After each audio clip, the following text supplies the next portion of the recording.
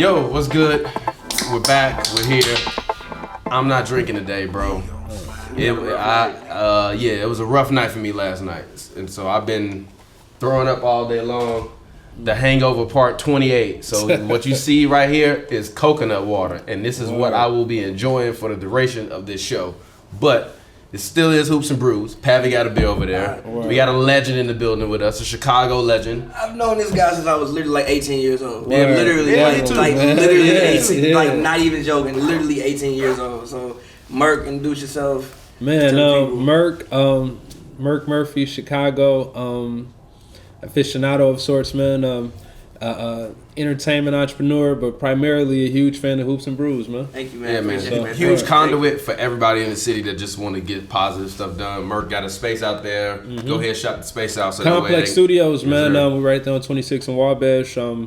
We are coming upon 9 years with our doors being open, man. So, he's been so you know what I mean? Like with the space, his space has been helping creatives create things for 9 years. So I remember when it wasn't even like actually open yet. Yeah. No, I remember before it was open too. I remember when Scott was saying, my homie Merk's finna get this studio. We recording it. We used to take our meetings at Panera Bread, man. Right there on State Street, man. And we moved to our first spot on 2010 South Wabash. We were there to 2016. And then we came to our new spot, man. Our old spot was about 2,500 square feet. Our new joint is about 8,000. So we steady growing, man. You know what I'm saying? So y'all got to rock with the Plex, man. That's remarkable, man. That's literally remarkable. So shout out to Merk. Shout out to KX, Complex. Everybody who's the reason it exists, man. Exactly. So here Hoops and Brews, co-star, rapper extraordinaire, aka basketball savant, aka Mr. Hot Take Extraordinaire. Go ahead, get your plug in. Man, follow me on Twitter at Pavy World, Pavy World, all one word. Pavers Volume 1 out right now. Go get it. Rolodex City out right now. Go get it. I know you have this Bucks Brogdon topic first, but no one wants to hear about that first. I'm just going to keep it on No, wait. So let me just continue, and let me just start off with slander. LeBron, it's over. It's over. You out here getting your shot blocked by Mario Henzo in the Garden, G. It's a rap, G. Well, hold on, wait. I do want to say this about Mario Henzo. Mario Henzo has low-key embarrassed a lot of people this year. Yeah, with dunks. What you mean? The man is very athletic. He has low-key embarrassed a lot of people. And LeBron not that athletic no more. A lot of people LeBron, you need to go to Europe, get that Kobe surgery, man. Oh, man. He may be. He need to hop in that one joint Prince got when he was using sleeping. When he was using it with his groin strain. How you sleep in a sleep chamber to get better and you still come back and you still playing like trash? Come on, LeBron. And don't read me his last month numbers. They ain't won nothing. But look, my thing is, I remember talking to my dad about this, like on the phone he called me. I was like, yo, I think I counted when I was driving, Super Bowl I was driving. I think he'll get 5 to 6 months rest. If they Braun hasn't had 5 to 6 months rest literally in a decade. Over a decade. He been resting all season, man. Look.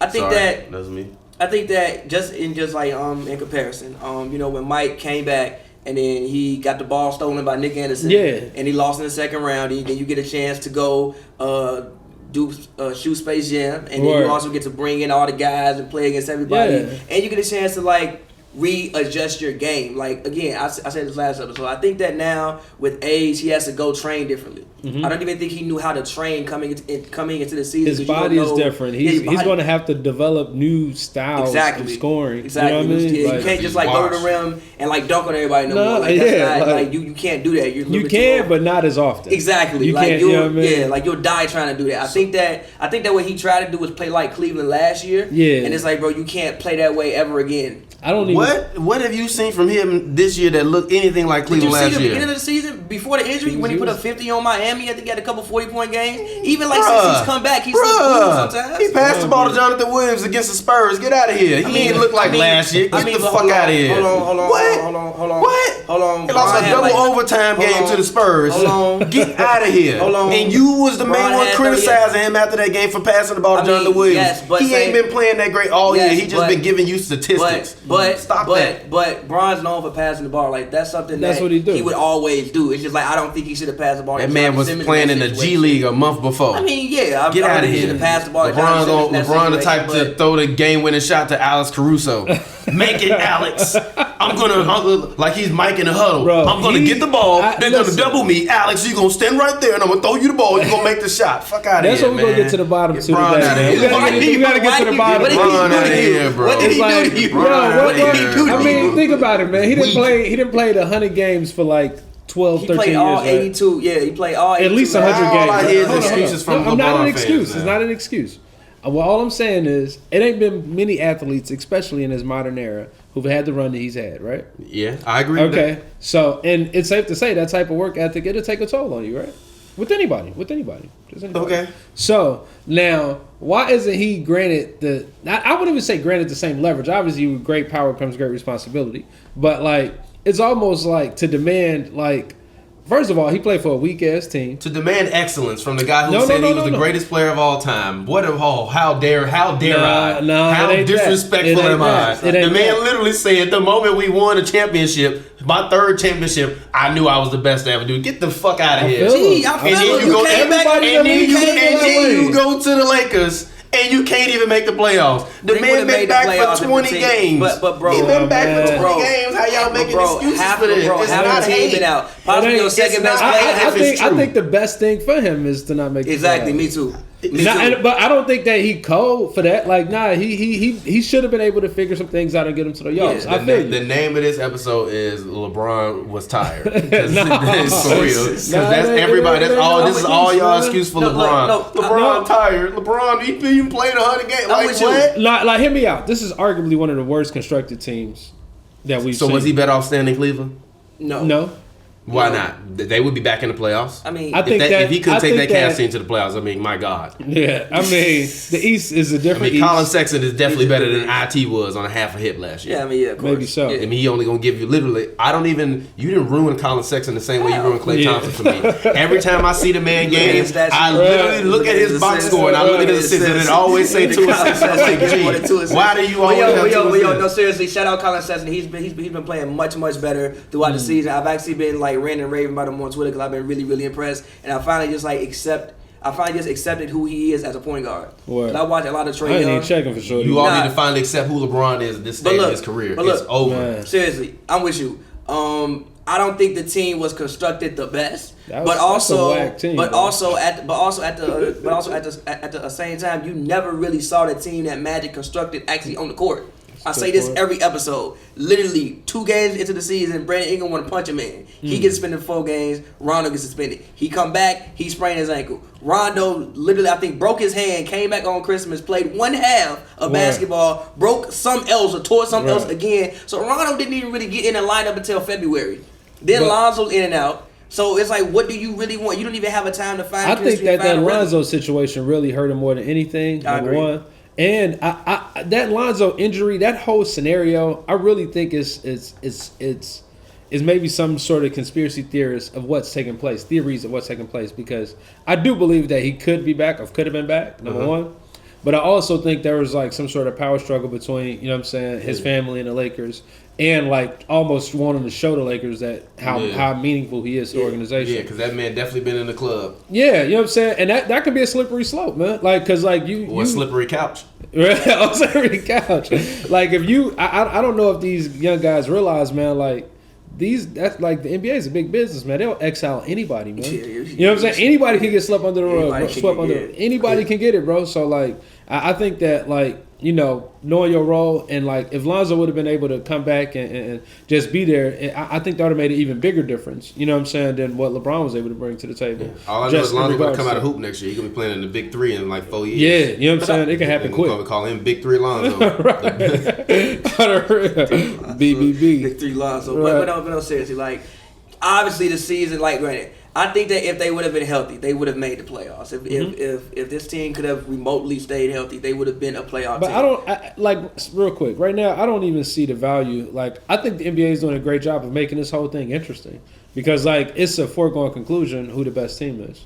And the best team got better. This year, man. I've been saying about Philly for the past 2 years. Y'all just like y'all see the word. You a Warriors fan. You see how they turn it out. I love how they look without KD. Right. I love it. I mean, exactly. But it's beautiful. That's the issue because when I watch it without KD, I'm like, okay, this makes more sense as far as when Boogie's on the court because like Boogie and KD kind of, at least in that offense, play in the same realms. Like, okay, so you want to run an offense through Boogie in the high post. What is KD supposed to do? He's not going to sit there and run around screens all day like he Clay and Steph. That's not his game. That's not his game, but he's willing to do that for the team. Is he? Because because I've seen on Twitter Warriors fans complaining about ISO KD all year. And also when KD is there, like he's so great and he's such a dominant scorer that sometimes the offense has a tendency to get stagnant because he can do that. Yeah. Like again, I don't think you can dump the ball to Clay and Steph all game. Like, all right, here, go get me a bucket. And separate and walk everybody else to the other side of the court. So they don't need to be ISO players. It's team basketball for a reason. But look. Remember you said that. Remember you said that. It's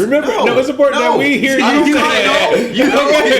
Remember you said that. Never heard me say in regards to LeBron James that LeBron is a selfish player or I get mad at him. No, you hear me complain about LeBron not being selfish. I say LeBron should be more selfish. That's the only thing I can complain about LeBron. What have I always said about LeBron? Shoot the fucking ball. Stop passing the ball to goddamn JJ Barea or Jose Calderon or fucking George Hill. If you don't pass the ball to George Hill, J.R. Smith, dumbass, don't even catch the ball and run out of bounds. He was literally open. It don't matter. But take the shot, Bron. Got a little old Steph on. But look. The thing I'm saying is, when KD is so great that sometimes again, what even he said on the Gilbert Arenas podcast, they're like, yo, they kind of took us out of our offense. They basically invited me to ISO, and I can do it. And then also like his presence is so strong that I think Steve Kerr sometimes wants to give him an opportunity to do that. So I think that with Boogie there, I think that they may be a better, I don't want to say a better team because it's a very small sample size and you really don't have a scouting report on them. But I will say that the offense looks like it does flow a little bit better when KD isn't there. And Boogie's I think Boogie is like he may end up being more like he's going to add value, but he's also like a potential like threat to the chemistry. I agree. Just because it's easy to, you know what I'm saying. As long as he can force Kevin Durant to leave Golden State, I'm fine with that. Wow. I don't want KD in Golden State no more. I haven't wanted him there since the beginning. I want to see Steph Curry and Klay Thompson come off screens and jack up threes, and I can't do that when he on the floor.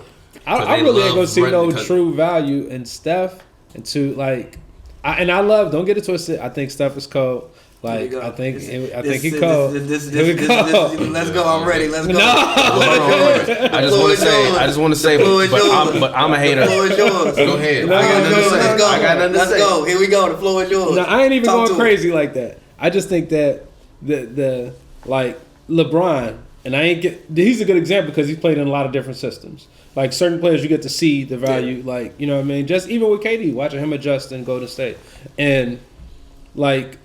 I think we undervalue how luxurious Steph's position is. You know what I'm saying? To grow into a system, to have a system like to never ever be in a circumstance where like what your 82 games are going to look like and what's the game plan, what you're scheming for offensively, to have that consistently designed to your liking, like.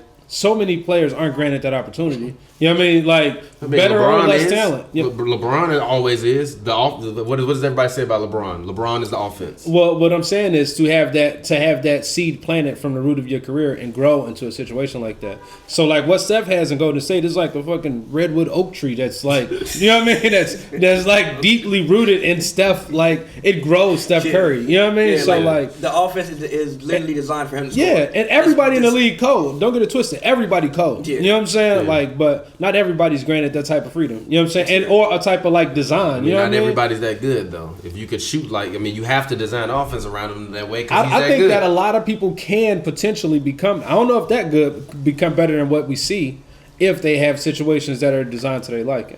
You know what I'm saying? And I think that because my thing with the Warriors, like, see, even though Steph is rare, some of the people like which is why when we talk about building teams, like Steph is never one of the people that I like say I would build a team around first. I mean, like, yeah, I would build a team around Steph if Klay come with him. Right. Like, yeah, if I got like possibly somebody who shoots better than you in the backcourt with you, then sure.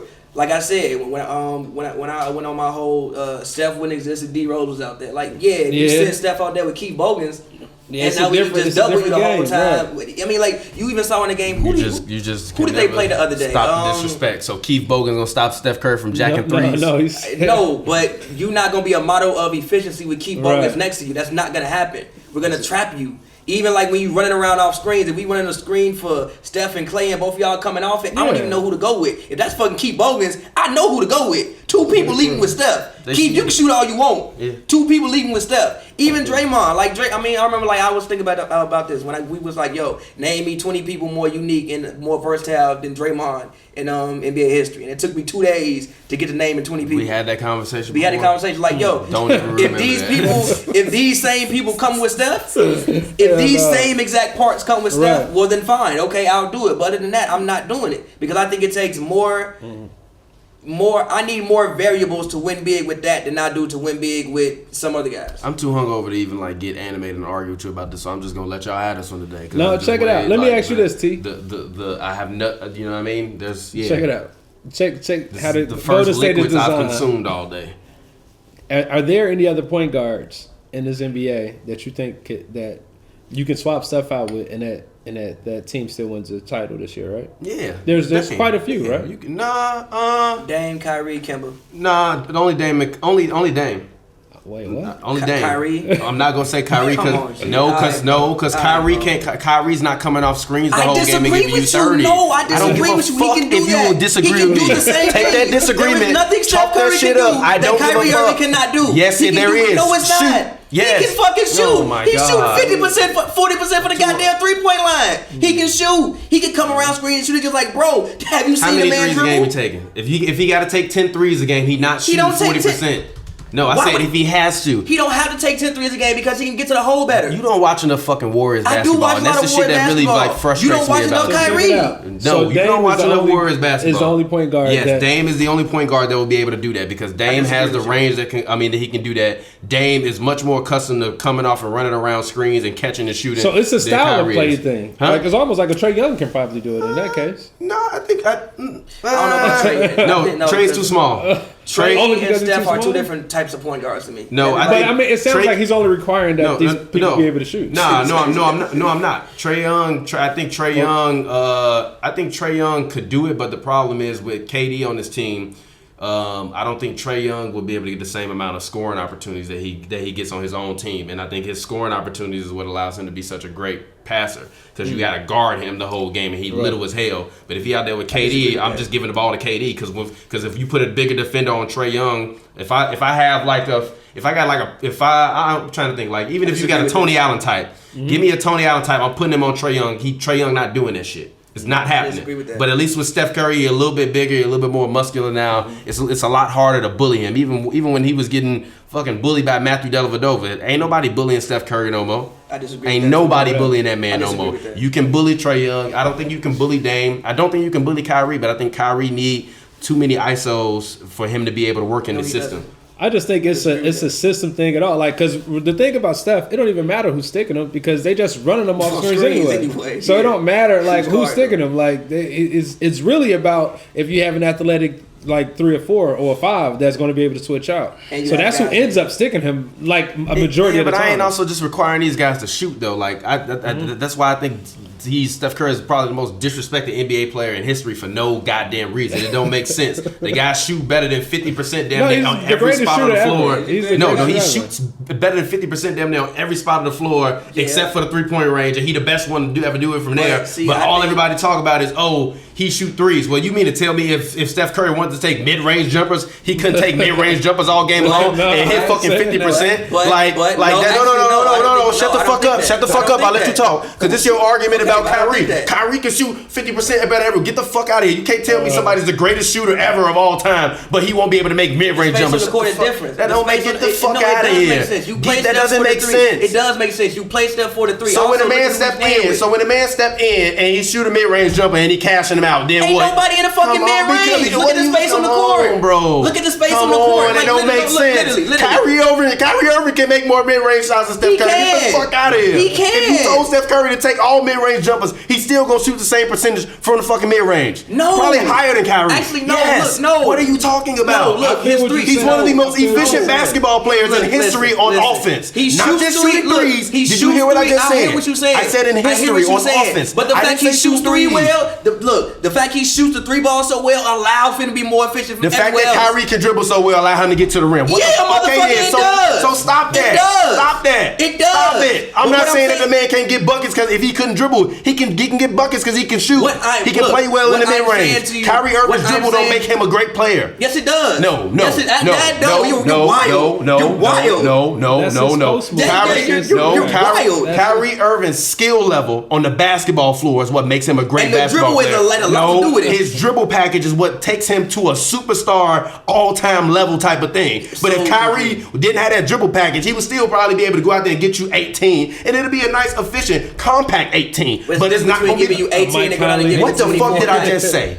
I literally just fucking said it. That's the shit that makes him a fucking Hall of Fame superstar. Yeah, so I'm not saying Steph can't play basketball, but I'm saying you play him for the three. And I'm telling you, just because he's good at one skill does not mean that he's not good at all the other fucking skills. That don't make sense. I never said he that wasn't don't good make sense. Stop that. When did I ever say he wasn't good? He wouldn't be that good in the middle. It doesn't make sense, yes, bro. Yes, it does. How? Because the space How on the do you have the most efficient offensive player in NBA history? Because the space on the court is different. Look at who we played Answer the question. How do you have one of the most efficient players on offense in NBA history and you telling me he can't fucking hit mid-range jumpers? I didn't say he couldn't hit mid-range. What kind of sense does that make? Did I say he couldn't hit mid-range? The spacing different. If you put him in Charlotte and he got to run off the 3-point line, he's not going to be able to make them 8 out of 10 mid-range jumpers because he's not going to be able to shoot 35 feet. That shit going to be? Fuck out of here. Percentage is going to drop. It don't mean he can't shoot. Kimber Hurley bum ass walk out there averaging 25. You sit up here telling me Steph Curry would be good in Charlotte. It's not on the same level of fucking efficiency. Fuck out of here. I didn't say he wouldn't be good, but he's not going to be goddamn Steph Curry. You a hater. Now you a hater.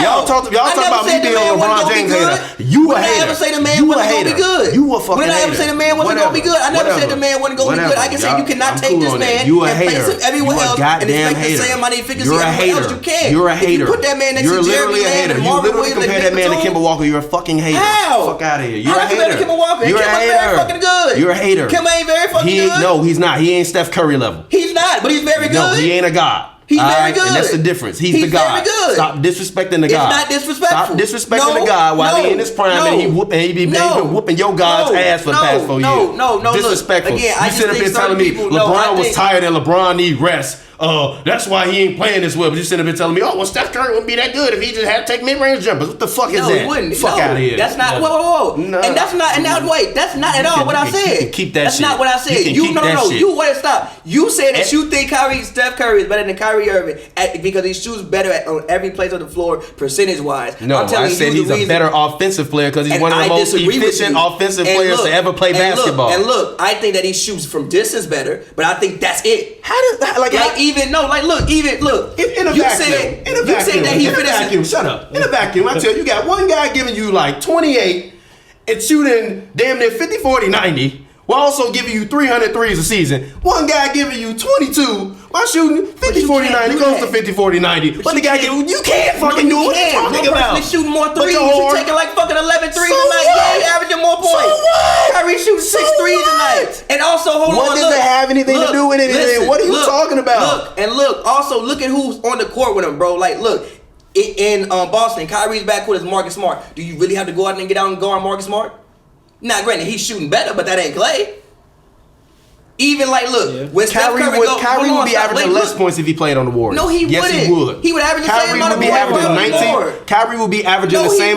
Kyrie would be averaging less points than Clay if he played on the Warriors. No, he wouldn't. He'd be averaging 25. No, he would not. No, he would not. What? Kyrie has to be averaging 21 a game. He can't play basketball. Like, granted, I don't think that people think he can play basketball, but he's a scorer in a vacuum. What was Steph average? 30 easily. 30 easily. I have Al Horford out there. Hall of Famer. Who else gonna set screens for Marcus Morris?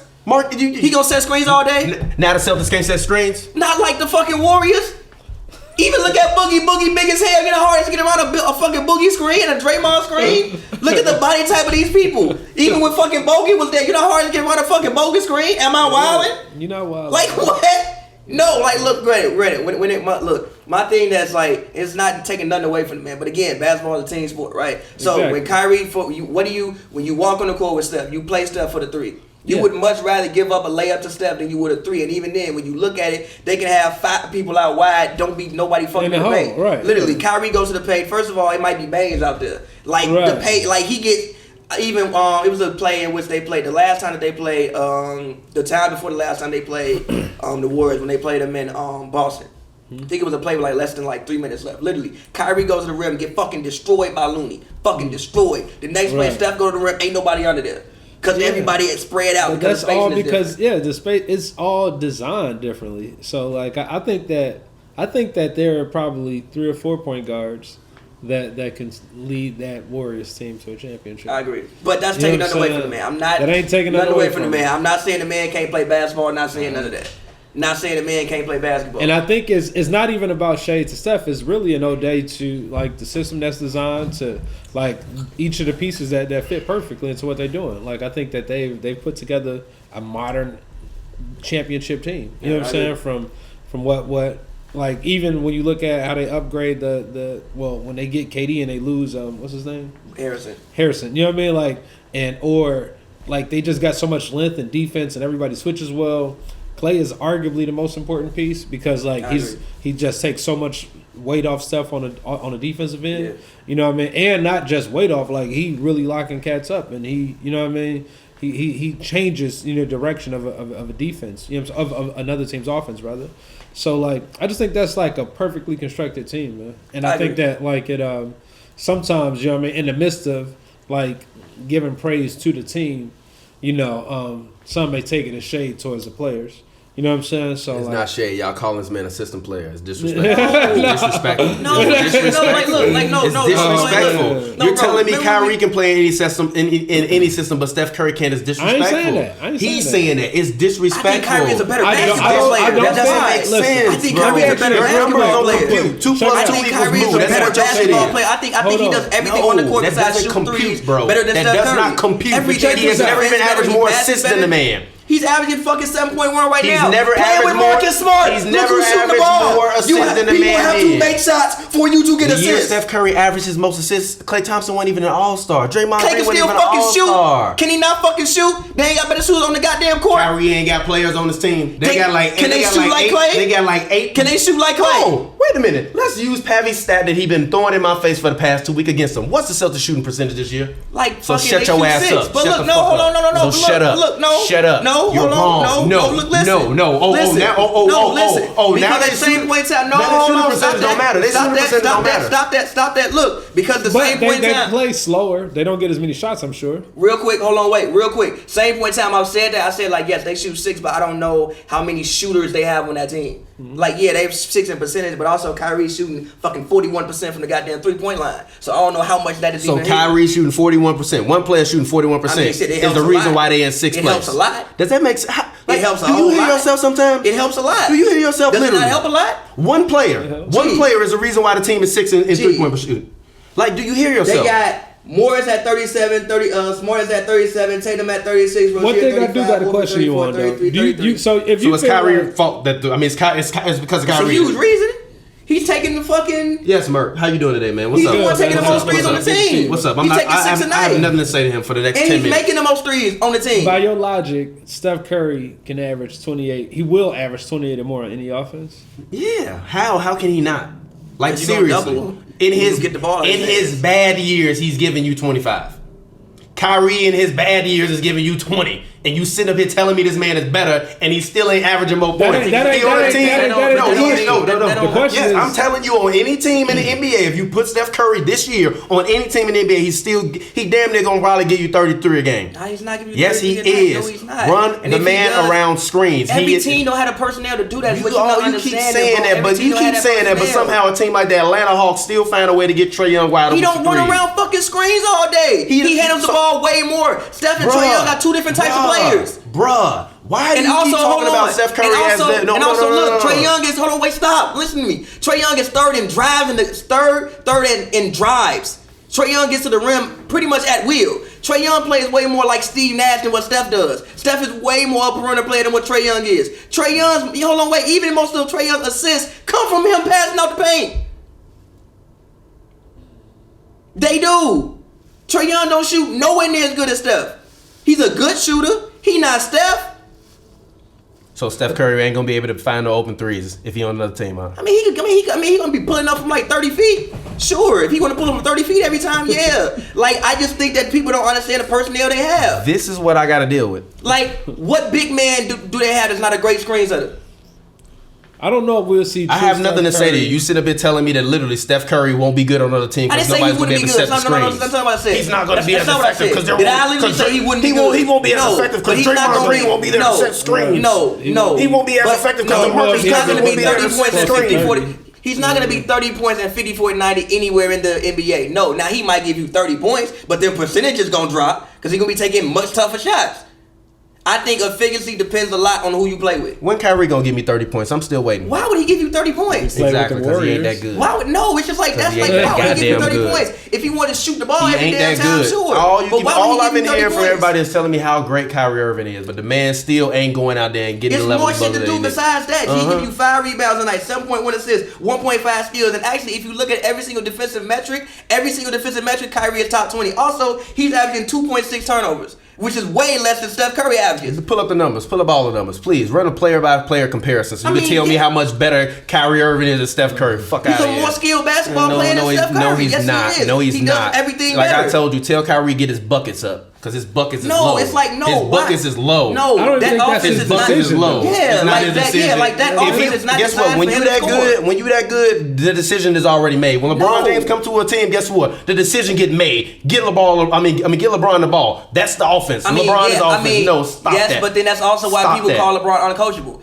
and why they say that he's never had a real coach. Because of things what you just said. I've never said he never had a real coach. And I will argue all of those people down to their grave that he's always had a real coach. Eric Spoelstra is a very good goddamn coach. He's been coaching in Miami for the past 4 years without nothing. 30 in Miami. Was he a good coach then? He won an MVP in Miami. Yeah, but again, I don't think that. Hold on, wait. But look, wait. But I've said many times, I don't think that was that his best season year. He won MVP. He was shooting because efficiency depends a lot on who you play with. How the fuck he gonna do that shit last year in Cleveland? Who taking the ball out of Kyrie Irving's hands on the Celtics? A lot of people. Brad, look, I don't think Kyrie shoots the ball enough. Right now he's taking 18.2 shots a game. And that went up because I think he had 2 games last week in which he took over 20 shots. Like I said, people that get buckets, you see them in the numbers. They numbers is high. His numbers ain't that high. I'm sorry. No. You're not going to continuously, week after week, sit up here and tell me that this man is better than this man on offense when the man buckets ain't up there. There is a hole. He shoots a lot of threes, bro. Is there not another whole ass motherfucking person on the Warriors averaging 27? Yeah, but they pull it out. And ain't nobody taking the ball out of Steph Curry's hands? Is there not a whole other person on the Warriors averaging 22? The offense is still designed for that man to score the ball. Kevin Durant and Klay Thompson combined. And he's taking 11 threes a night. Kevin Durant and Klay Thompson combined taking 39 shots a night. Steph Curry still found a way to go out there and give you 20 consistently. The only people shooting the ball. It's 3 people shooting the ball. Really? The only one. For the most part, basically. Yeah, am I lying? DeMarcus Cousins never shoot the ball. Not like them. DeMarcus Cousins never shoots the ball. Not like them. Real quick, who's coming back to go to the He's never shot the ball. Andre Iguodala never takes shots. Sean Livingston never takes shots. Who's coming back to Golden State? Is that is Klay leaving? No, Klay's not leaving. Klay's not leaving. KD's leaving. Bye. I want him to leave. I'll see you later. Thank you for ruining my team, but also helping Steph Curry get a few extra rings. I appreciate that. No, seriously. I've been saying it. I'm sure they might not have won as much as they have been winning without KD. I'm not foolish enough to believe that. Okay. I still think that they would still be a perennial Western Conference Finals, NBA Finals contender without him. Even if you kept Harrison Barnes, because Harrison Barnes, as much as mid as he was back then, he's a great fit. He's still. Yes, but also he's still way better now than he was back then. Look, real quick. And they games. I'm not arguing with you about this no more, bro. Come on. Steph Curry is taking 19.8 shots a game. KD 18.8. Klay 18.5 and Boogie 11.9, and I'm sure that went up over this week because KD isn't there. Why you keep saying you sure that went up? You literally just said Kyrie taking shots went up. Why does it matter? Why does it matter when it went up? Listen, stop. Are the averages not the averages? Stop. What's the point of using averages? Wait, stop. Look. No. Let me talk. Please tell me what's the point of using averages? What's the point of using averages? Can you tell me the point of using averages? No, I'm asking you. What's the point of using averages? What's the point of using averages? The point of using averages is so that way you can make all of it on the same playing field. Don't tell me it might have went up over the last week. What is that? Look. So we got Steph 19.8, KD 18.8, Klay 18.5, Boogie 11.9, then Draymond 6.2, Quinn Cook 5.8, then it's 4.9 by Jonas, then 4.5 by Iggy, 4.5 by Looney. Fuck everybody else. Going to Boston. It's 18.9 by Kyrie, 13.2, 11.3, 11 by Jaylen Brown, 10 by Horford, So if you add up 8 the by three Gordon guys, Hayward, if you add up the 8 by Terry Rozier. It's 7 people taking shots. And then 6.8 by Marcus Smart. It's way more people taking shots in Boston than it is in Golden State. Kyrie not that good. No, it's just fucking more people. He's not that good. This team is not as greatly constructed as that team. If he was that good, you would give that man the ball. The same way in Cleveland where everybody's like, we gonna give Kyrie the ball and get the fuck. If the man was that, like I said, tell him to get his buckets up. You sitting up here arguing me about how many shots somebody else taking. That shit don't fucking matter. The other dude playing with 2 other people averaging 17 more shots. They all do different things and don't need the ball to score. Who on Boston don't need the ball to score? Tell me. Name me a man. If, like I said, if Kyrie Irving was that good, if you put Michael Jordan on that team, Michael Jordan not gonna take his shots. You put LeBron on that team, LeBron not gonna take his shots. You put Giannis on this team, Giannis not gonna. You put Harden on this team, Harden not gonna take his shots. Fuck out of here. Harden gonna be taking 18 shots, and then first of all, it depends on the offense. Allegedly, Harden don't even want to run the offense that he running. But that's the offense. But guess what? Right. Can you stop him from not getting buckets? No. What I'm asking you, can you stop the man? No, you can't. Exactly. That's what he's doing. Listen, tell him to get his buckets up. Tell him to get his buckets up. Who else on Boston? Who else? When it comes to the Rockets, he pretty much the only person who needs to shoot the ball. All these guys, bro, there is nobody who really does different things. Everybody else needs to dribble to shoot. Kyrie and Tatum the same person, offensively. So now James Harden the only one on the Rockets taking shots. Some nights. Okay. Y'all niggas wild. Okay. Am I? Okay. Okay. Man, I don't even know how we got here. I don't know how we started that. Because he's copping pleas for Kyrie. I'm not copping pleas. Literally, He's having a great season. Kyrie is having a great season. LeBron is huff, so you just put all of that same Kyrie LeBron energy into Kyrie. No, Kyrie is having a great season. At least LeBron was actually worth you sitting up here talking all that bullshit because he was undoubtedly the best player in basketball. Even though I was like fake best player in the NBA. No, come on. Even if you look at all the defensive metrics, Kyrie is top 20 in all of them. There's 2 sides to the ball. And also, I think he's a better offensive player than Steph, besides shooting threes. I think he does everything else.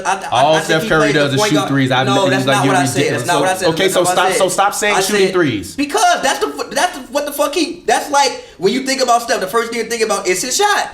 I mean, he changed the game. Like he changed the dynamic of the NBA. Kyrie not changing the game by doing this. But that don't mean everybody else ain't running around. You're not teaching. Guess what? I'm not cutting on a video of Kyrie Irving saying, "Son, try to do that shit."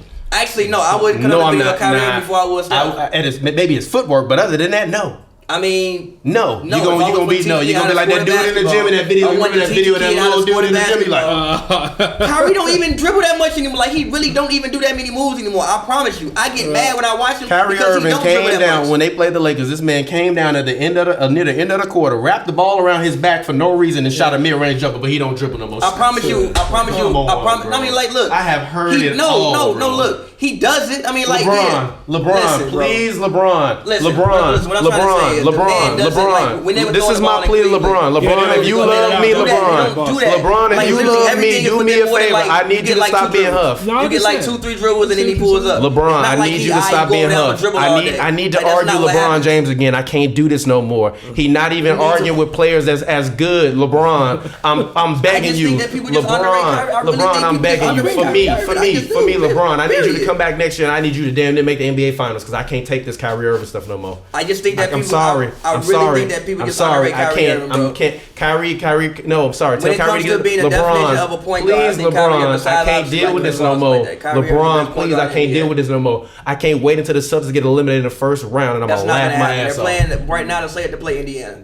Shit, what that mean? They will beat Indiana in 5 games. They gonna lock Kyrie little ass up. They gonna double Kyrie Irving the whole game. They gonna make Gordon Hayward a little gimp ass take all them shots, and then they gonna lose. And then you gonna be sitting up here telling me he gonna be. But then watch you gonna say, but the offense wasn't constructed for Kyrie. That's why he wasn't able to get them buckets like that. Like you see everybody else getting them shots, they taking shots away from Kyrie. That's why he wasn't able to get buckets like that. G.A. doubling the man from the top of the key. G.A. trapping the man in the corner, and he throwing the ball to fucking Gordon Hayward. One thing they do have, like this literally wasn't gonna happen when they get eliminated. He was throwing the ball to Gordon Hayward. G. How you expect him to win? He played good last year. He only averaged 17.7 points this year. Last year he averaged 18.5, and he doing it on more shots. This is why Kyrie Irving got eliminated. Guess what I'm saying? Damn, Steph Curry polishing off his 4th NBA championship. One thing they do have is other guys that you can throw the ball to and say, "Go give me a bucket." You can throw the ball to Tatum and say, "Go give me a bucket." You can even do it with Rozier. You can do it with Hayward. You can do it with Horford. So that's the one thing. Even you can do it with Smart. They'll be fine. But moving on, I do want to talk. Smart taking shots away from Kyrie. I mean, Marcus Smart's shooting much better this season. I mean, I ain't never been a big fan of Marcus Smart on the offensive end, but I see he is playing better though. Much better. But moving on, I do want to talk about the Bucks. They played a. Y'all seen that Giannis treat y'all boy today? Simmons. Oh my God. Yeah. I was. Called him a baby in it. Yeah, I mean, but then Simmons did come back dunk on him like the very next play, called tip dunk over the very next play. But I mean, it was really disgusting. Like literally, like I remember watching, I was like, yo, please don't do this. He gave him like one shoulder. Like, it looked like Shaq. Yeah, it legit looked like he gave him like one. She gave him like a shoulder, and like Ben Simmons went flying, and Giannis went out. I was like, oh my God, why you do that? Yeah, he a baby. Giannis is averaging the most points in the paint since Shaq. But Giannis is different, man. Like he's different, man. He's in that Shaq, like LeBron, and like I guess Steph in a way. Like I think that it's hard to prepare for a player like him, man. And this is without a shot because it's like it's unstoppable when you know what he gonna do and you still can't do nothing about it. You can't do nothing. Yeah, you know what I mean, it's like I think, and that's his is slightly different than James Harden because like I think that James like.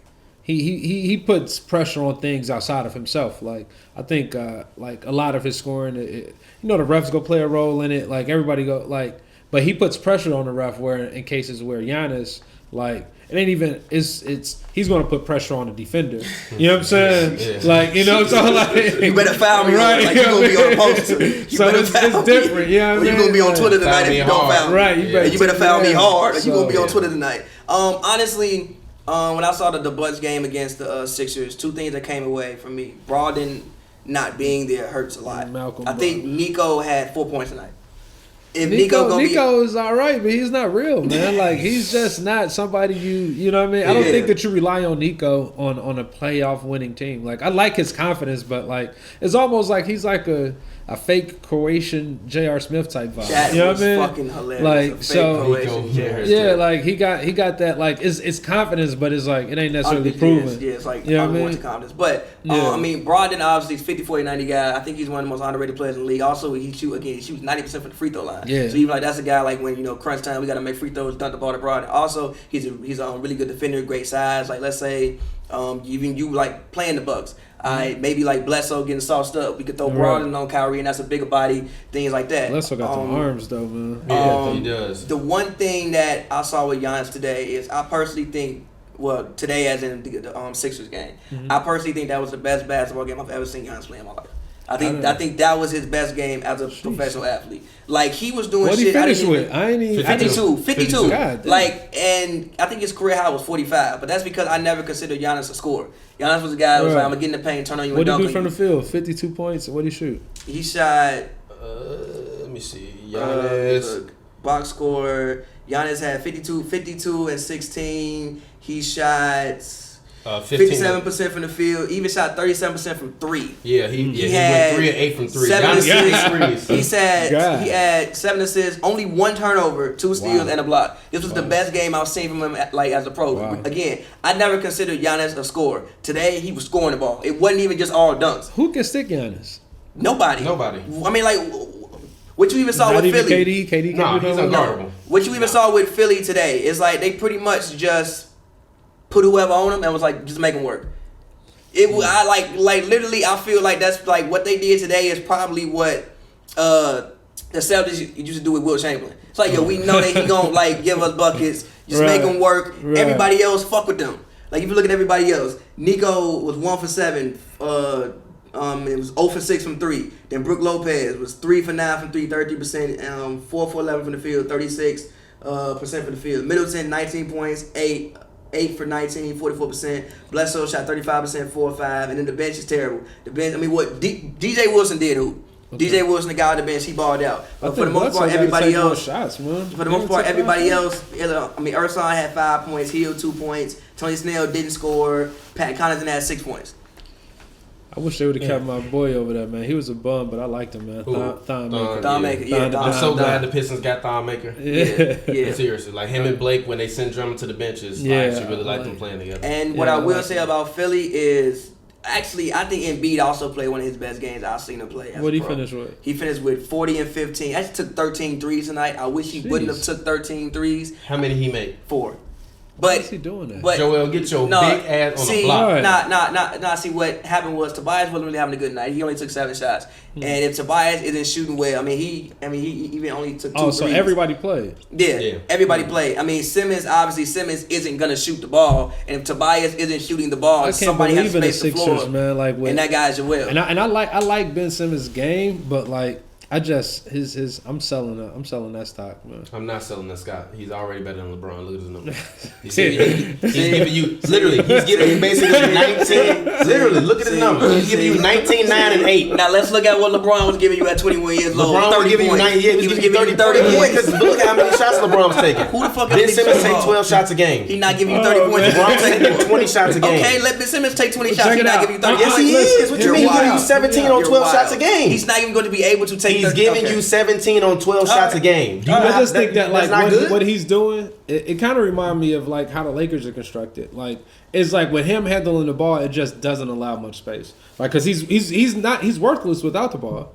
I disagree with that. You know what I'm saying? I disagree with that. I don't know about work. He's close he to can set good screens. He can set good screens. He can cut. He's a great screen setter. He's a great cutter, and offensive he's a rebounder. great offensive rebounder and a great outlet passer for people. He's a cool passer. I Huh? wouldn't say he's a pretty good passer. Let me go that far. I wouldn't say he's a good passer. But what I'm saying is, if I'm scheming for this team, like him without the ball, like. It gives me. I can just literally sag. I mean, no, they you know literally. I mean, they do. Yeah, like with the ball. I mean, they sag with the ball. So just imagine without the ball. They do. Like, but if somebody has a hot night, then you can't really leave him open because you're gonna have to try to shade your defense more toward. Like if Embiid is having a crazy night, you still gotta really kind of guard and account for Ben Simmons because if you don't, he's just gonna run and get a bunch of tip backs. Which is the thing that like I think everybody the thing that people don't notice about what they do with him offensively is like they literally. He holds the ball and plays point guard on offense, but when it's time for him to score, they turn him into a power forward. They literally turn him into a power forward. So even when he catches the ball, usually when Embiid goes to the bench, most of the time when he's on the floor, they run up, he runs a post somebody up, easy bucket. Like I'm not looking at him in the same vein as having a total score package. He reminds me a lot, honestly. Like he reminds me of offensively of like Giannis when Giannis was younger without the force. But Ben Simmons has that force. He just plays with a little bit more finesse. I just don't know what I would do with him, like, under 2 minutes in a playoff game. It's the same, but we said the same thing about Giannis all them years, but he got to grow and develop his package. He's 22 years old. Well, maybe that's the point. And this year I'm selling stock. Yeah. Put it that way. Yeah. I'm not upset at that. But also the thing that I saw today was I think this is also Jimmy Butler's best game since this team has been constructed. And what I saw is that like I think Jimmy is going to be huge for them in the playoffs. Like even more than a guy like Tobias. I mean Tobias, whatever. Like I don't think Jimmy is as cancerous as like his reputation precedes. You know what I'm saying? I think that he leaves it all on the floor. And he doesn't have that new school thing where some players are afraid of being embarrassed and stuff like that. Like he got some of that P-Bev in him where it's like, I'm willing to sacrifice myself on the defensive end, and that makes a huge difference in the playoffs. Like I've been hearing him talking like a lot of interviews. Obviously, he's been on like a couple podcasts recently, and like he honestly seems like he really just wants to win. Exactly. Like I mean, even today, I mean, look, Tobias is having an off night, and I mean, Ben. Who the backup point guard to Philly? TJ McConnell. And also, I really, really like Mike Scott. I think that Mike Scott, if he can knock down shots, he'll be huge for them coming off the bench. That team, like, it has some talent, but like, I wouldn't be surprised if they got sent home early. What's early? As early as possible. They're not losing to the Pistons. I wouldn't be surprised. Nah. I wouldn't be surprised. They're not losing to the Pistons. Nah. I can see the Raptors lose to the Pistons. I get the Pistons a chance versus the Pacers and maybe the Raptors, but the Philly's not losing. That's what they landing on right now, the Pistons? Yeah. I mean, the Pistons pretty weak. They're not doing it. And also, and that's only because Embiid and Drummond hate them, so Embiid's going to try to embarrass them. If they play in the but first if he round, shoot 13 threes a game, like, you know what I mean? Shit, he still giving you 40 though. He's not giving Drummond 40 in the offs. I mean, he's not giving 30 now. 30. I don't know about that. He's gonna give me 30 and 15. I think Drummond is showing up this year, and I think that the boys in Detroit got something to prove. Philly can beat them and probably will beat them, but I don't think it'll be a cakewalk. I think it'll definitely exceed 5. Yeah, I think the best thing that happened to a team like the Celtics is that Detroit just kind of start winning more, and basically the Pacers been sliding a little bit too, because now they don't have to play Philly in the first round, which is great for them. So they basically get a bye until they get the shit beat out of them by the Bucks in the second round. I think they until they get the dog shit beat out of them by the Bucks in the second round. Is that still Reggie? Over Kyrie. Who the point guard in Boston? I mean, not Boston, but Detroit. Yeah, Reggie Jackson. Yeah, Ish Smith back. But hold on, Reggie Jackson has been playing much better recently. He has been playing much better. I like Ish Smith. He's one of my favorite 10-day guys. Yeah, likewise. Yeah, so. But yeah, like I said with the Bucks, to me this was the best game I've seen Giannis play as a pro. And if he can play like that in the playoffs, as long as the other guys, why can't he? Like I don't like. That's the thing about his game. Like it's solely contingent on what he decides. Like that's what makes it like very unique. Like I think like with James or any other unstoppable guys, like second would come like a KD, where it's like obviously KD is a much better shooter, but Giannis it's obviously basketball is a simple logic game. You closer to the rim, it's easier to put the ball in there, and he stays close to that motherfucker. So like it's just it's like he's always going to be close to the rim taking shots. Like it's almost like a fast ass Shaq. You know what I mean? Yeah. And it I don't know, man. Like somebody will have to Nancy Kerrigan that boy, man. If I'm the Pistons, to be honest, I might want to drop down and play the Raptors. The Pistons beat the Raptors again. They did like 3-1 in the season. No, they swept them for the season series. And Kawhi played. Kawhi played. Lowry didn't play though. Lowry didn't play. I don't know. Mid CP3, I don't trust mid CP3. We've seen him in the playoffs. He definitely turns into CP3 in the playoffs. I just never forget when he left and went to go take a shit. Because he was nervous or some shit like that. I never forget that. I won't forget you for that. Yeah, he did that shit. Decompress or something. He was looking. It was like clutch, and he like somebody gave him the shits. Like literally, somebody gave him the shits, and he went to go take a shit. That's hilarious. All right, go ahead and bring up the next topic. I want to talk about the Blazers, man. Like I man, look. Video game. With Dame, like I always thought that. When it came to the best point guards in the league, right? I always thought that there was like Steph, Kyrie, and then everybody else. But I'm ready to say that if Dame can give me a playoffs, I'm ready to put him in that echelon with Steph and Kyrie and those guys. I just think it's a system thing. Like I think. No, but Dame got better though. Dame is better than Kyrie though. He got better. No. What I'm saying Dame is better than Kyrie. He's better than Kyrie. Dame is better. He's better than Kyrie. The best point guard in the NBA. No, seriously, I'm not mad at it. You know what I'm saying? No, I'm not mad at it. But I just need to see, like, not granted. Look, I'm not mad at it. Look, I don't give him shit for getting sent home in the first round last year. Reason being, I don't. No, look. Reason I don't is because sometimes you get D'd up. It happens, bro. I don't think he was scared. I don't think it was anything like that. I think Drew Holiday walked in that court and had a great defensive game plan against that man, and it worked. Yeah, him and Rondo locked up. But which is why I said if he can show me something in the playoffs, I have nothing against anybody saying he's one of the best the best PG in the league. I have nothing against it at all. But he got to show me something, and I think that this team, he finally now has a team that I think they can win a game if Dame or CJ has a off night. I think they finally have a team that they can win. I think that I mean it's just such a it's more drastic than we care to realize the drop after Dame and CJ. Like, you know, I like Al-Farouq Amino, I like those guys, but like I don't know if they lead me to playoff victories. You know what I'm saying? See, I heard a quote that said one time, I think it was, your starters get you 2 games, your coach gets you 1, and your bench gets you 1. Right. I think that they finally now have enough guys off the bench that, like, again, if one of those guys have an off What's night. That? What the 5 is McCollum, Dame, Dame, Nurk, Al-Farouq, and Mo Harkless. Even like Mo, but look, Mo has been playing much better recently. Okay. But I'm just saying, like, is Mo Harkless, you know, part of a unit that's leading me to the second round? It depends on matchup. Like right now, I think they're slotted to play. Where are they in standings right now? I think they're slotted to play right now. They would be playing the Thunder. Now, granted, the Thunder did sweep them in the season series, but it was close. It wasn't like they ran them out the gym. I think that'd be a great matchup, but I just think PG, like, what he does is Paul George is the best player on that team to me. But see, the issue with PG is his shoulder. Like, allegedly, now I don't know for sure, but I've been seeing reports flying around the internet that he has a partially torn rotator cuff. Yeah, and if that's the case, it's over for the Thunder. Yeah, it's over with. I mean, like, they can lose that series. Even like you saw how they looked last night against the Warriors. Like that wasn't good at all. That like, not granted, I don't think Russ will shoot 1 for 15 every night, but I feel like the defense of the Warriors had a whole lot to do with Russ going 1 for 15 and everybody else looking the way they looked. That wasn't good. Russ, that was awful. I don't know, man. Russ.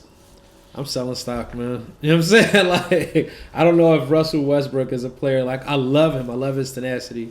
I just think that, like, and he has an improved IQ. Like, for a while, he does. Yeah, like, he used to play numbnut ball. You know what I mean? But, like, I don't think he's got to a point where he's allowed the game to come to him yet. Like, and I think he's still, like, trying to force the game. And, and you can tell it by, like, he got some of that young D-Rose in him. And you can watch with some point guards when they, like, put so much pressure on their jump shots, or, like, he would exhaust so much energy, like, on things that he hasn't learned to, like, I understand, like, you got the energy, but you don't have as much as you think you have to spare.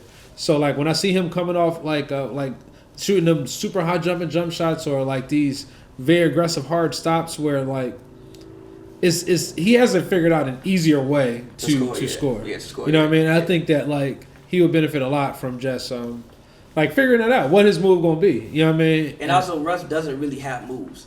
He don't. And he needs to get a better handle, which is why it's easy. Which is why it's always when, like, he plays the Warriors and Clay guards him, it's very easy for like Clay to guard him. Yeah, he's not. He really doesn't have any shift. Like, he doesn't have any shiftiness to his game. It's just like, if I can't get by you, or like overpower you. It's almost like a little ass LeBron. Nah, you know honestly, I was me and Thomas were sitting back and we were watching Bucks Bulls from '85. What? He looked like Rookie Mike. Rookie Mike. Like, he plays like Rookie Michael Jordan. Just all his ferocity. Just all like ferocity, but obviously I think Rookie Mike was a little more athletic than Russ. Right. So he plays like a shorter version of Rookie Mike. And I think that team, like, you know, one of the slept-on pickups is Schroeder. Yeah, I agree. You know what I'm saying? Like, I think that, like, he's the polar opposite of a point guard of what, you know, Russ is. You know what I'm saying? I watch him when he got the ball. He's a lot more patient. His like, he's one of those guys. He plays like a solid backup. You know what I mean? Even though, like, he got starter material, he got starter talent. You know what I'm saying? So, like, and I see that team flourishing a lot with him on the court. So, like, I think in the playoff series, if they found a way to move Russ, like, if he can find some ways to get some back cuts and score without, you know, out the ball, I think it'd be a huge upgrade. But in regards to the Blazers, you know what I'm saying? Yeah, man. I'm rooting for Dame. I don't know if it doesn't happen this year. You know what I'm saying? I don't mind shaking it. Yeah, you know what I mean? Go ahead, slide somewhere. I don't know where. If they lose in the first round this year, I think you got to look to trade probably CJ. You probably got to look to trade CJ because, again, I think that, like you said, I think that this is the best team that they've had constructed. I think this is the best team they can get. They gonna play. You know what I'm saying? They gonna play OKC in the first round. I mean, like, look. This is gonna be some great playoffs, by the way. I mean, yeah, but if you look at, like, Warriors, every game Clippers, against them, Nuggets, Jazz.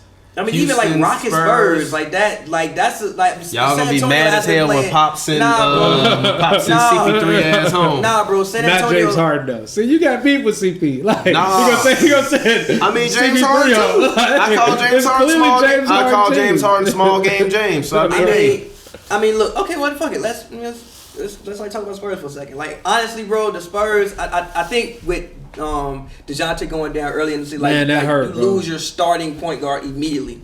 So now you got guys thrust in positions that they wouldn't be in. Like, Forrest wouldn't have been starting. I liked him a lot, man. I liked him a lot. Like, that's like that was your. I mean, basically, if you look at the team, him and LaMarcus was the veterans. Yeah.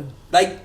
And then added DeRozan to that. And then added DeRozan. So basically, you got like a whole, like, people, I think even like you even said, well, why did they get worse? Well, I mean, yeah, like, they also, like, first of all, Kawhi is a better player than what DeMar is, but they also did lose their starting point guard to an ACL in preseason. Like, this is the guy who I think if he plays, he's all defensive second team at least. Mm-hmm. No, I think DeJounte is like, he's the. Like, there's obviously you got the scoring point guards, the shooters, but I think that, like, he's the prototype, like, of what a merger of what the old and the new is. He got the length on him. He's a great defender. You know what I'm saying? But he can score within the 3-point line. You know what I'm saying? But he also know how to run the offense, man. And seeing him go down, I thought it was over with for him. I think he was arguably their most important player because what he brought to the team. Yeah, but even guys like White, I think White has been playing great this year. White is actually third on the Spurs in blocks at 0.7. Yeah, I like. That's crazy. Yeah, I saw some stat that I think he's like one of the first guy under 6'4" to get you like 5 blocks a couple times in the game. What's the other dude they lost though? The pump and dump, man. The slow motion, call him molasses, man. Oh, yeah. No, not Powell. Kyle Anderson. Kyle Anderson, man. Old man game. Yeah, he's with the Grizzlies now. But, I mean, they do have 6 guys in double figures. And, I mean, damn near 7 because Patty Mills is at 9.9. Look, bro, I think this is a team that I don't think anybody really wants to play in the playoffs. Don't nobody want to play Pop at all. I don't care who on the team. I don't like Pop. I mean, for Houston, this might be slightly a bad matchup for Houston. I don't necessarily think I think that it's a bad matchup for him because that team is just like I don't know why this guy keeps getting jobs like this, man. Who? What's their coach name? D'Antoni. Yeah. You don't like D'Antoni? I don't like him either. I don't think D'Antoni is like. I think he's been granted way too much opportunity, and it's like it's kind of like one of those situations where he's given the freedom to create this offense that people clearly game plan for in the playoffs. Yeah. And it's almost like it's some type of whimsical to help sell season tickets or something because we all know that it changed in the playoffs. Yeah. But he gets the freedom to do this and pump people's heads up and the success of that team I believe rides on the shoulders of Chris Paul. It does. You know what I'm saying? It does. So because he's the only one that's gonna have the nuts to say we can't do this shit. You know what I mean? You'll even see some games, right? So some games I watch and Harden better doing Harden shit and it's cool, it works sometimes. When Harden's making shots, it's great. When he missing them shits, it's not good. But that's strictly what this guy has designed the team on. It's almost like it kind of feels like a college team almost. The way he just has this very, very you got a whole 82 games plus the playoffs, man. You're gonna need to have some diversify your revenue stream and how you getting these buckets, yo. You rely so heavy on this one player, it just doesn't make logical sense. When you got 5 other people on the other team that Pop is gonna game plan for that man, and they gonna go cold from the 3, and it's gonna be a long 7-game series. I don't think he's gonna lose, but it's a long 7-game series. Is the fact that Chris Paul again, when you send Harden to the bench, sometimes you just let Chris Paul run the offense and actually just be a point guard. Yeah. He's the one guy who can open up buckets for other people, also work the mid range. Even the one thing that I see Harden doing sometimes, he don't do it too much, but he does it sometimes. Sometimes he'll take a mid range shot. Right. I think one of the things that really hurt him in Game 7 last year was just you just didn't shoot any. Right. It's not like you can't make them, which is why when I talk about scores, I think I got Harden 3rd on my list because there's an area of the floor that he just don't use. I don't think he can't use it. He just don't use it. But sometimes you see him now. I think in the Hornets game he did it. I think the Hornets they were up big 72-41. Hornets went on the run because they just went cold, right? And I think that Harden got into the mid range, took a mid range shot, and slowed the little run down. I'm you know what? If you can do certain things, because it's gonna be there all night. Yeah. You just have to use it. And the only person who does use it is Chris Paul, which is what I think will save them a little bit as long as he can now if he goes down again. And I think that with Chris Paul taking those shots, I honestly think those are ill-advised shots per the team's offense. I think that he don't even, you know what I'm saying? The offense wouldn't recommend that he take these shots. You know what I'm saying? So, that's what I'm saying. It's going to take somebody within the offense to be yo, coach, your ass tweaking. You know what I'm saying? This is open. I need to shoot this. And I don't think that's a winning pedigree when you got players that have to go against the grain of the culture in order to win games. And that's why if they lose to the Spurs, I wouldn't be surprised. I wouldn't be shocked. I wouldn't be I wouldn't be again. The reason why I give them a chance to beat the Warriors, which is why and I granted, if they beat them, it's gonna have to be in 6. If it goes 7, no fucking chance. They gonna have to literally win one game out of luck because Chris Paul did some shit and just calm the game down and went out of luck. But the reason I give them a chance is because they can just slow the game down so slow. People hate watching Houston play because it's really boring. Right. It's actually really, really boring. What they do is okay, we're not gonna give you that many possessions. Which is why even when they played them last time, they won the game, but I never thought that the game was too out of reach. Even when they was up 13, because it just wasn't moving that fast. We gonna dribble the ball for 22 seconds.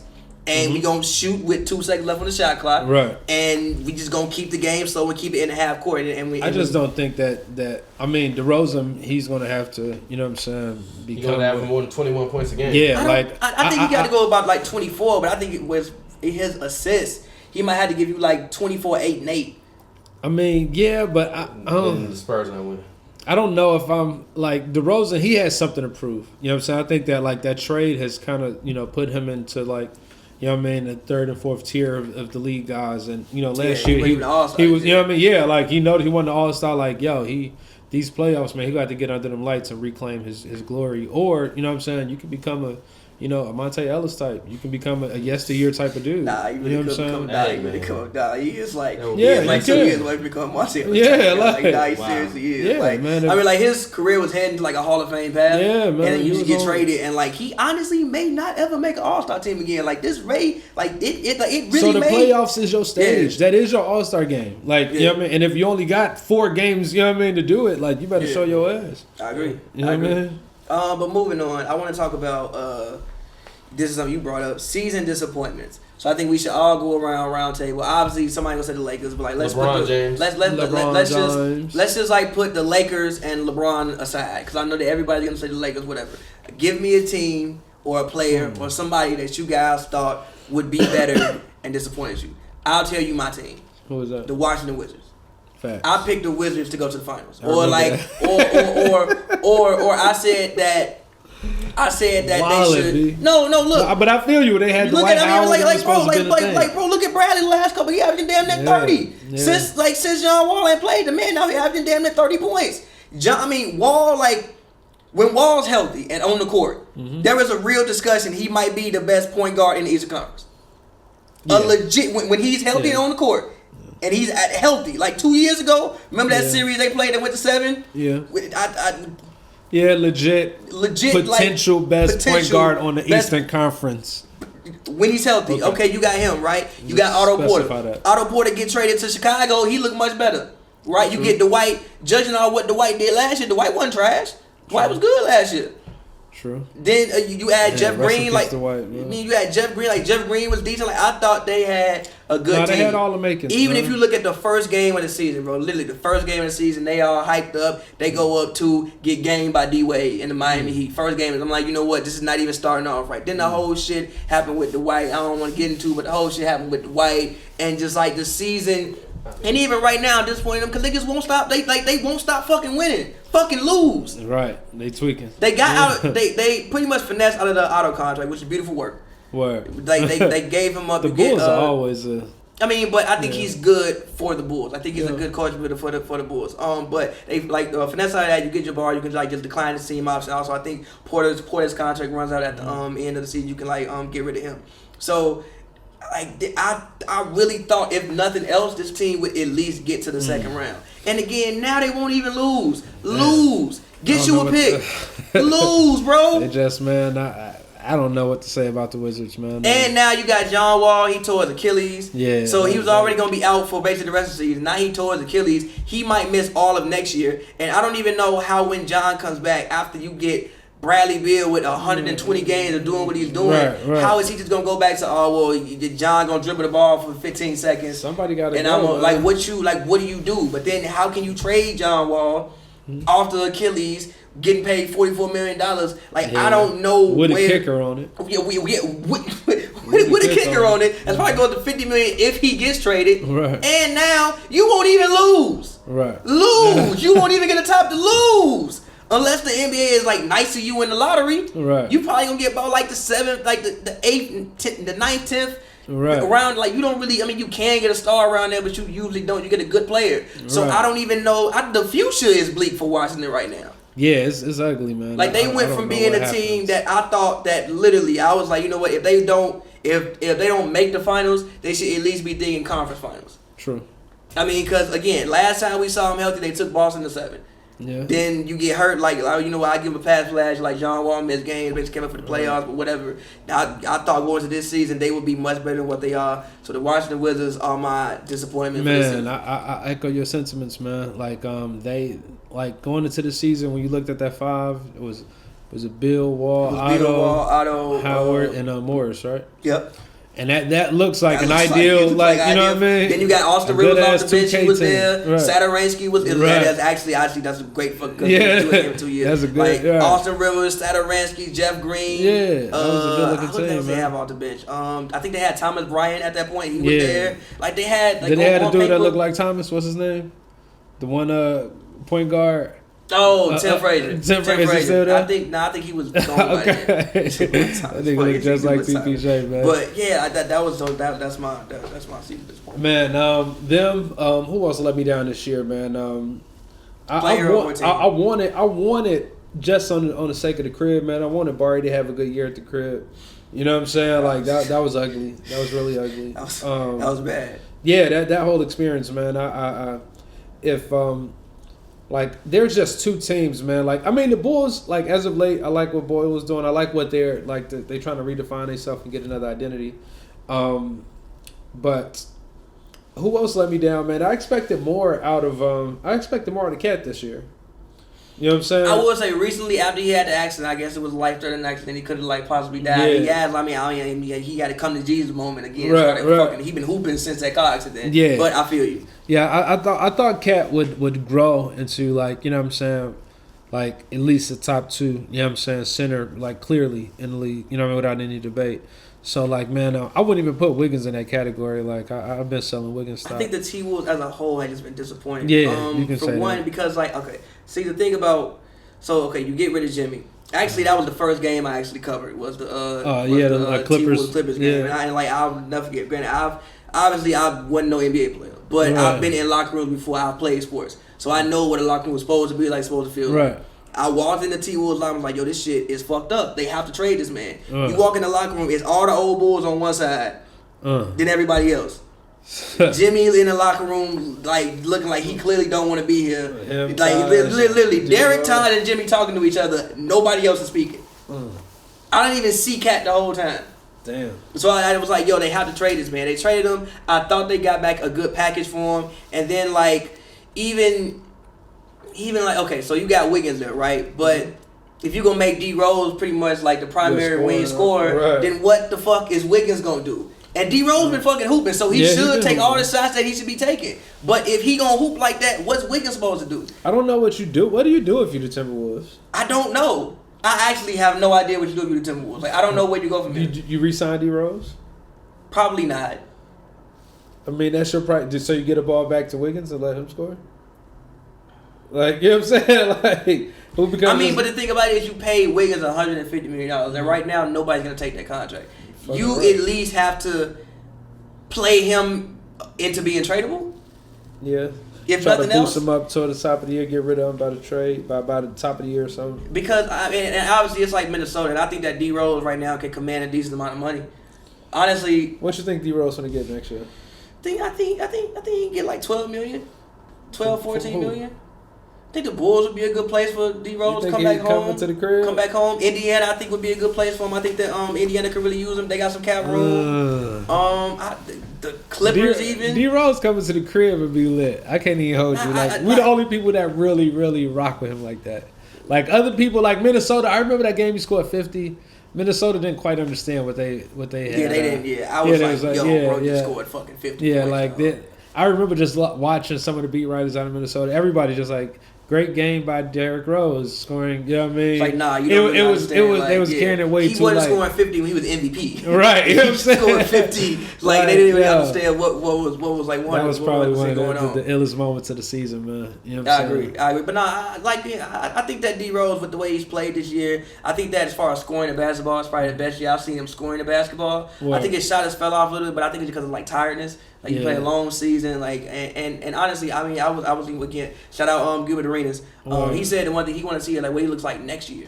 Word. He was like, I mean, like last season, I mean, like this offseason, if you think about it, it was the first time he really got to train and not rehab. Word. Every offseason, pretty much for the first time since he went MVP, you rehab it, so you really can't get better. You don't even know what you can do. Right. Now he finally understands what he can still do and know how to build up off those things to get better. I think realistically, he can get you about $12-13 million. I think that right now he's probably best served as like a 6-man. But there's nothing wrong with that. Like, I think that he's like next in that like Lou Will, Jamal Crawford, like that category of guys. Where you're the 6-man, but you're clearly better than the starter. Yeah, like you're probably better than a starting point guard. When it's like the end of the game, you probably gonna be on the court. Right. You damn near might be taking the game winner. Right. Like, yeah, you're the 6-man, but you're still playing like 28, 30 minutes a night. Right. I think that's how he's probably best served going forward. Yeah, I hate he ain't gonna get that 6, man. You know, I know he ain't getting it. There's some guys that just came on this last half of the season and kind of grabbed it by the throat. But no, I feel the T Wolves, that's been a disappointment. I honestly, bro, and also the Suns. I honestly thought, like, I honestly thought, now granted, they've been playing better as of late, but I remember just looking at them on paper to start the season. Now granted, Devin Booker was out for, I think, about, like, 10 games or something like that. I thought that on paper, they would be a little bit better than what they were.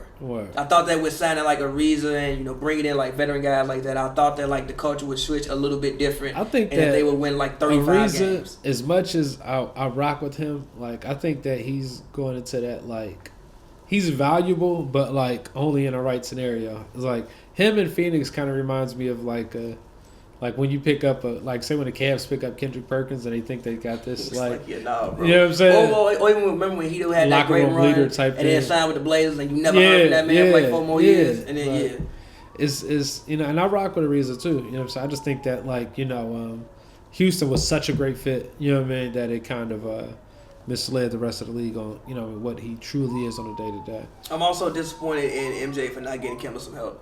And I think I think they might have just fucked their franchise and, like, lost Kemba Walker. I think Mike may be one of the, you know what I'm saying, next to what's up boy over in New York? Dolan. James Dolan. Yeah, man. One of the worst teams in the league. Yeah, man. Mike's pretty bad at that shit, man. Like, bro, I like, seriously, I honestly think, because when the deal came up for, like, Marc Gasol, right? I think at that point in time they were probably, like, maybe slotted to be like maybe the 8th seed. Yeah. They falling below Orlando now. I mean, maybe that's the tactic. You know what I mean? But like, at the same time. Yeah, but who I think Mike, like, with him being Michael Jordan, like, it's almost like great players just have this, almost like the NBA is the word gets out about them and everybody stays away. You know what I'm saying? Just like LeBron wasn't able to land anybody big this offseason. You know what I'm saying? I think that, like, when you see players who play with him, they, like, did nothing but show him love. Like, LeBron is a great player to play with. You know what I mean? It ain't nothing but good shit to say. But, like, somehow, like, the media gets a hold of the narrative and, like, it becomes this thing where, like, I don't want to, you know what I mean? I ain't trying to go deal with LeBron. And I always thought that was some sideways shit that KD did too when he was like, why you say that? I mean, because even, like, with the stuff that's coming out in your locker room about like, you making the situation toxic over there. So, like, why you saying that about? And granted, like, I've never really heard anybody who played with LeBron say bad things about LeBron. I've never heard anything. Like, granted, maybe we won't know until his career is over. And but I feel the same way, just real quick, about Mike and, like, the inability to land, like, any players on his team. Like, I think that is, like, Jordan is, like, I'm sure there's a lot of pressure that comes with, you know what I'm saying? Like, being a big star and then somehow signing to Jordan, you know what I mean? Like, there's this maybe presumed idea of greatness, but, like, Mike know he losing. He know he got a weak-ass team. He know they ain't no shit. Like, I also think that he's a bad evaluator of talent. Yeah. Ever since Kwame Brown. I also think that, like, he's so great that he can't really evaluate talent. I feel like the only guys who are really good at evaluating talent that were you know, great guys are, like, point guards. Like, I mean, like, I think Magic's decent, but he got to prove it. But I think he's decent at it. He still got something to prove. But he got to prove it. I think Danny Ainge is good at evaluating talent. I think Jason Kidd's even decent at evaluating talent. I like Jason. But I don't think Michael Jordan is the best. Mark Jackson. Yeah, Mark. But I don't think he's the best evaluator of talent because he was so great. That I don't think he doesn't. Yeah, he's looking at something different in players. He's looking for this intangible that can be easily mistaken. Yeah, and it's like you have that. That doesn't mean everybody else. Yeah, just because he's in the gym early in the morning doesn't mean that everything else. But moving on. Last topic I want to talk about. I want to talk about the Clippers. Yo, shout out to the Clippers, man. Y'all showing Hoops and Brews love. Yeah, man. Man, y'all need to cuff them up, man. You guys. When it comes to the, like, first of all, I think that if Doc should be in consideration for Coach of the Year. Consideration. He won't win it probably because I don't think they'll win enough games. I think that probably you got Mike Malone is up there. I don't think anybody saw Denver winning 46 games. I also think Coach Bud is up there as well. That's the West Coast Hawks though. You know what I mean? I don't think that Denver like they can win. They can have the number 1 seed and nobody will be scared of them. Yeah, but I think that's what's important for Denver is I think that Michael Porter Jr. I think that if Michael hot back. But there was some footage. Hey, him doing his thing. Windmilling seems like, not granted, I even like watched some like YouTube on the injury. They said that basically because I think it was an upper back and not lower back, that it actually wasn't that bad. Like if he really wanted to play, he could play this year. But it's just like, why even do that? Like why even risk you as like a young guy? But if he can come back and be anything like the player that he was in high school and the player that we thought he was coming out, because I think the only thing that they're missing is like, I don't think they have anybody where they can like throw in the ball and be like, yo, give me a bucket. I don't think Jokic is that guy. I don't think Jamal Murray's that guy. Will Barton is starting at the 3 right now. First team all. Kobe. I don't think Will Barton should be starting for them. I think he's a good guy off the bench. I think they need a guy from the wing who can go out there and get them like 22, 23 a night. And I think that if Michael Porter Jr. can be healthy, he can take this team from being like the West Coast Hawks. Because right now, they really are the West Coast Hawks. Like I think that anybody, even like the Clippers match up with them, I honestly think they might fuck around and beat them. Right. Not even joking. I think they could probably fuck around and beat them. Yeah, I think that they in 7, but they could fuck around and beat them. Yeah, I can see that. But with the Clippers, man, I just think that just the future is bright for the Clippers. I mean, like honestly, you're in a situation where if you a kid in LA, right, and you were born in let's say like 2005, right? Word. So right now you're probably like 15 years old, and you grew up in LA. You've grown up pretty much with the Clippers being the most successful franchise, that you know, right. team that you know. And I mean, you got Jerry West over there. Now, granted, now, I mean, everywhere Jerry West is gone, you've seen success. He's built multiple franchises. Built the Lakers, built the Warriors. You even saw him in Memphis. Like he built the Memphis wasn't really shit before he took over, and now he builds a 50-win consistent team. They even got to a conference finals for Memphis. That's crazy. Yeah, conference finals in Memphis like that, especially like not being able to somebody you can attract big free agents. Like that's wild. So when it comes to the Clippers, like they for one have the most important pick in the league, which I think they with the Tobias trade they picked up Landry Shamet. They picked up who was it they get that trade? It was Landry, Wilson, and the main thing they picked up. What Wilson? Chandler. Oh, I didn't know he was over there. He is on that, but he was hurt when he came there first. Okay. And they also picked up the most solid pick in the league, which is the Miami 2023 pick. Because everybody assumes that with like all the bad contracts Miami has, obviously like D-Wade might be their best player. Like he actually might still be the best player. What happened to Deion Waiters? He's back now, but he had like a bad ankle injury. He's finally back now, but he's just not getting his stride. But like D-Wade might be their best player. He's retiring. Yes. At the end of the season. So like your best player is retiring and they're pretty much cap strapped. Like look at their deals. There's really no room. They don't really have any unless they get. They did get out the Tyler Johnson contract, which was huge. They got Ryan. I think his deal expires, but for the most part, they're pretty cap strapped. Yeah. So everybody pretty much assumes that deal was gonna be. That pick is gonna be very high pick. So you add that pick in. You add in the fact that they got mad cap room. They did pick up Zubac also, who I like. They got Landry, who kind of looks like a JJ Redick type to me. Yeah, I can see that. And he can I also. like the other kid too with the long name.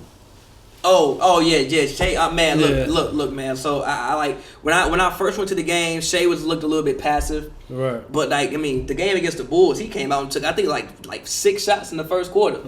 Like he finally looks that. Like since they got Tobias out there and got some of the other guys out there, like Doc putting the ball in his hand. Yeah, and like I feel I think I asked him. The Blazers game was the first game I saw. I think I covered the Blazers. It was Clippers Blazers in like December, like December 17th, and that was the first time I really saw Shea be aggressive. Wow. And I asked Doc about that, and he was like, "Well, we told him like we know Dame and CJ gonna score, so we want to make sure that like they also got to work guarding you." And it seems like he's finally knowing what he's good at doing, where he should be taking shots from, and also he's long, like he's legit 6'6". He's legit 6'6" with like a good wingspan. Like he's also in the mode of like a Murray. Yeah, like he's that. He reminds me a lot of him. Yeah, like he's also that size. I mean, Doc said that he thinks he could be a triple-double guy eventually in the future, but that the passing will come last.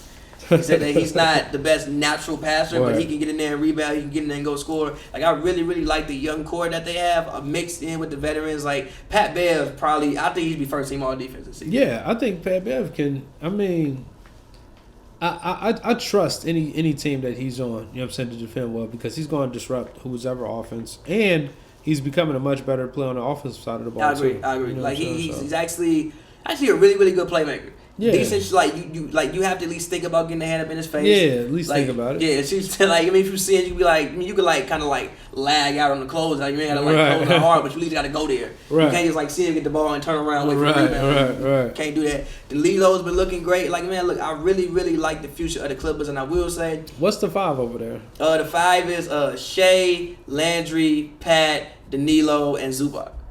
That's the starting 5. But Harold and Montrez and Lou. Trez and Lou obviously play a lot of the minutes. Like they probably, let me make sure, let me not misquote this, see exactly how many minutes they play, but I'm sure that they both all play about upwards of like. That was probably the worst trade of this year. The Zubac trade. Lou plays 26 and Harold plays 26 minutes a night. Okay. So basically everybody pretty much plays. I mean the highest is Danilo at 30. And everybody else pretty much in the 25. Like I probably was, but I think the reason that they did that was they felt that they needed a stretch big, but they already had one, which was Mo Wagner. Right. And they probably he wasn't proven. Like what you mean? I don't know that. You know what I mean? And they I don't think they wanted to pay Zubac. Because Zubac's contract does come up at the end of the day. I think he's like a restricted free agent or something like that, or maybe even unrestricted. Somebody might offer Zubac some money. And I don't think they really wanted to like pay Zubac. Which is why I think they let him go. But I agree with you, that was a bad trade. But because I really like the future of this team, and I think the Clippers, the Lakers, need to get this shit together, or else like before the Clippers move. I'm saying, bro, but like look, like I said, if you born in 2005, all they know is Chris Paul and Blake Griffin and DeAndre, and they winning. You know what I mean? They winning 50 games. Lou Will now, like they winning 50 games pretty much every single year. They've been the most successful team in Los Angeles this decade. Like it's not even close. And the tickets cheaper. So like no seriously. So if you like, it costs a lot to go to the Lakers game. Like the first seat, like the same seats you would pay for at the Clippers, that's probably like $80-$90 are $250 at Lakers games. So if you know your parents want to take you to a game, like you probably going to a Clippers game. Facts. So they gonna get a new stadium probably possibly in like 2023. You got a situation where like if you were like young kid and you grew up and this is like the team you've been seeing successful, you done damn near split the city. Yeah. I mean, so the Lakers need to get this shit together before this is a serious problem that you have within the next, like, it won't happen like overnight, obviously. It'll take a while. But in like 2026, 2027. Where the Clippers at right now? Who they play first round? The Warriors. So they were, I mean, obviously, like I think they could maybe get a game. Maybe. But obviously that. But what's that 5 again? Shades. I don't know, bro. Had to break out the brooms for that, John. But they do have. I mean, like look at how much space is between them and everybody else. So like, I mean, they could realistically end up playing the Nuggets. True. Like just because of how much space. I mean, and I think they have the Nets today. Then the Pacers. Word. That's a very winnable game. Then the Cavs. Then the Grizzlies. One of my one of the people I was most excited about. Let me ask you this, man. Who are some of the guys you were most impressed with this season? Me, I'm gonna start off with my boy D'Lo, man. I really like what D'Lo did this year, man. Like he really, you know what I'm saying, owned his situation, man. I love a comeback story, man, and like just what the media tried to do to him and how he was able to rebound from that. And he over there hooping, man. I like him, and I like Dinwiddie too. I know he had went down, you know what I mean, and just making his way back, but. I love what D'Lo did, man. Like he like it seems like he got stronger. It's like that's one of the things that make me question Magic sometimes. I understand the Lonzo thing, you know what I mean? Like the hometown kid, there's a lot of hype, but it's almost like it seemed like there are things off the basketball court that influence some of his decisions. I agree. You know what I'm saying? And but it is the Lakers though. So it is like you gotta be mindful of what's like going on. It is kind of like we also do we're the Lakers, you know, like we want to like it's not like it's not like it's a basketball team, but it's not just a basketball team. Understood. So I feel Trae Young for one, I because again with everybody like through the Steph comparisons, and also you know what, let me just pay attention to this kid, and I like saw him in summer league, and I'm like, yo, he plays nothing like Steph. He wasn't hitting shots in summer league, but his passion is what impressed me so much. Who won MVP in summer league? Jaren Jackson. Yeah, that's what it was. But his passion is what impressed me. And he got to the league, and I mean once John Collins came back, right? I mean that looks to be like just Nash to Amari damn near. Yeah. I mean John Collins give you 19 and 10, so he's impressed me a lot. Actually, Colin Sexton overtime has impressed me a lot big this on season. this Colin Because at the beginning of the season, I hated watching that man play basketball. I did not enjoy it, but I also the Cleveland hadn't really. They didn't know what they were doing yet. Word. Because again, they traded. They don't have that many picks because of the LeBron thing. So they had to like recover from that and trade away all those picks. So they had to like bring in a bunch of assets that they could trade away for picks later. So once they actually got everybody out and kind of like assess what they were doing. So now like the 5 is like they got Colin, Brandon Knight, Cedi Osman, Kevin Love, and it's supposed to be Tristan Thompson, but like he's hurt right now. So they got Zizic out there. So once they figured out like what their 5 was gonna be and what the roles were. Like it's been, he's pretty much put in a position where it's like, okay, we know you're not a pure point guard. Right. Go score. Facts, and he having fun doing it. I think that Atlanta, Atlanta in general, they got a bright future. They do. I just hopefully Atlanta can become a basketball town. You know what I'm saying? I know that like it's not a basketball town at all. They're not even like people are barely at the stadium, and people don't go to those games for nothing. Like. My homegirl always hit me. She be having like 20, 30 tickets to the game and shit. So, but I think Trey can bring some excitement, and you never know. Like they like right now, I think they're like top 5 in the lottery. Fuck around, win the lottery, bring Zion there. Now you got lobs throwing from everywhere. I think people will come to see that. They'll come see that. I think people come see that. He's impressed me a lot. Who else has impressed me a whole lot this year? Paul George. Yeah, PG.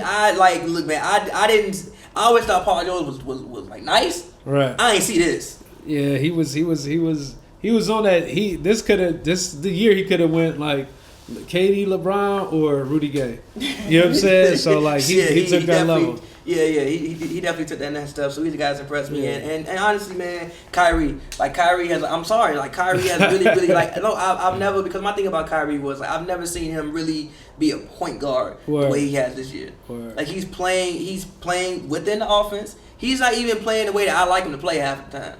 Nah, he can adjust. He's playing very, very within the offense, and also it's his defense that's really impressing me. Like he's actually trying to defend. He's going in there and getting you 10 rebounds. I think he had back-to-back games of 10 rebounds. First person to do that of 30 and 10 since Paul Pierce in 2005 for the Celtics. Yeah. So like he's going in there getting you rebounds. Also, I looked this up a couple weeks ago. I think he's 3rd in offensive rebounds for guards.